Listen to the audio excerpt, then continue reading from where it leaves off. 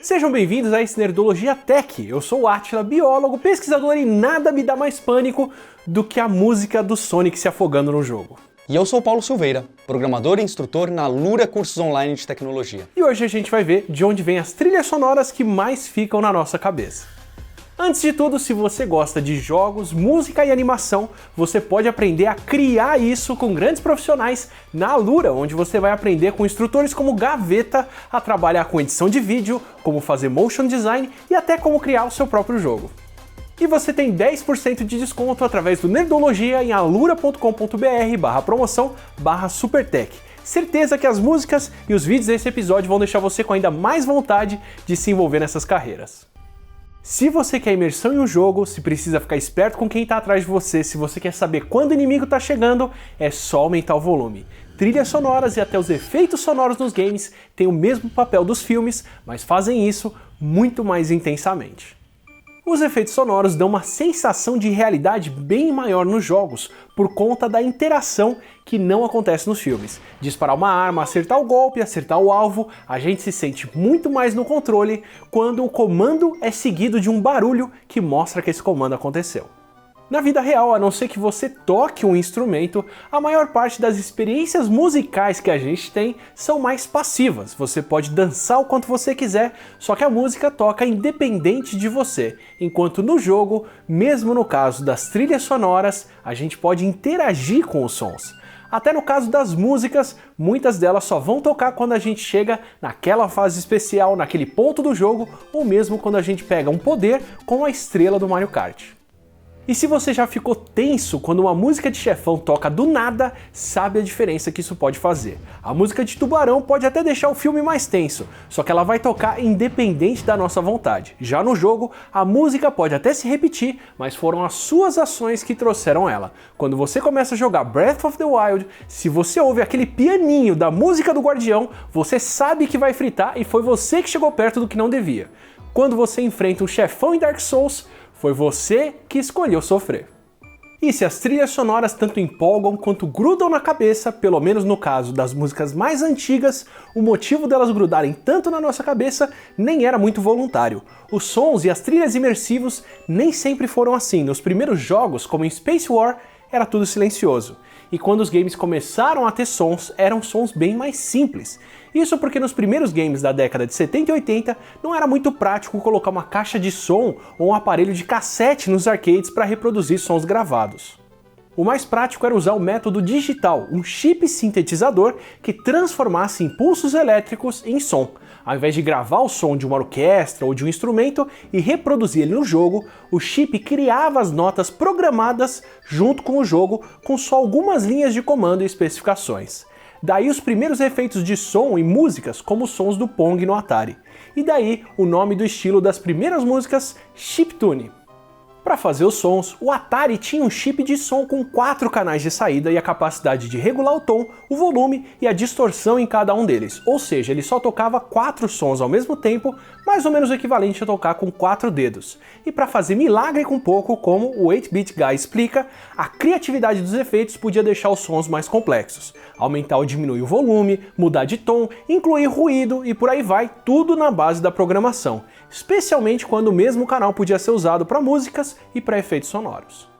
Outra limitação para dar uma trilha sonora para um jogo era a quantidade de notas que a música podia ter.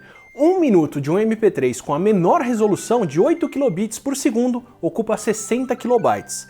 Super Mario Bros. Inteiro ocupava um pouco mais da metade disso, com quase 32 kilobytes. O jogo todo ocupa menos do que 1 minuto de música MP3 na pior resolução. A mensagem que você precisa para baixar um patch de 15 GB para começar a jogar Halo Master Chief Collection no seu Xbox One ocupa mais espaço do que isso.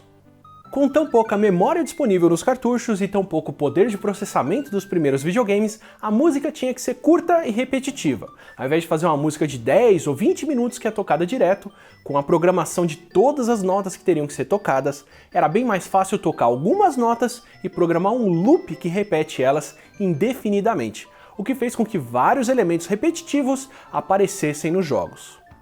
aproveitar esses elementos repetitivos para acelerar a música, dá o tom perfeito para você ficar desesperado, mas não em pânico, pelo menos não se você não estiver jogando a fase da água do Sonic. Space Invaders foi o pioneiro no som fazendo isso também. Primeiro foi o jogo que transformou um bug em uma estratégia, como a gente já explicou no episódio sobre bugs nos jogos, quando aproveitaram que o processamento ficava mais simples e mais rápido conforme os alienígenas morriam, para deixar o jogo mais acelerado conforme a gente avança. Também fizeram isso com a trilha sonora, ele foi o primeiro jogo a ter uma trilha constante com 4 notas em loop, tocando, que também acelerava conforme a fase avançava. Para ter algo mais complexo como o Sonic, a gente precisou de sintetizadores de som e videogames mais capazes como o NES, com um processador de 8 bits também, mas um chip de som com 5 canais, que era capaz de renderizar a trilha de Super Mario Bros. Do Koji Kondo, que é uma obra-prima. Como o 8-Bit Guys conta, o NES tinha 2 canais que tocavam sons puros, que lembram um teclado, um canal que dá sons que oscilam bastante, um canal que tocava ruído e um quinto canal que podia tocar sons capturados, como é o caso dos vários sons marcantes como os bongos de Super Mario Bros 3. E era por esse canal que a gente ouvia as vozes dos jogos.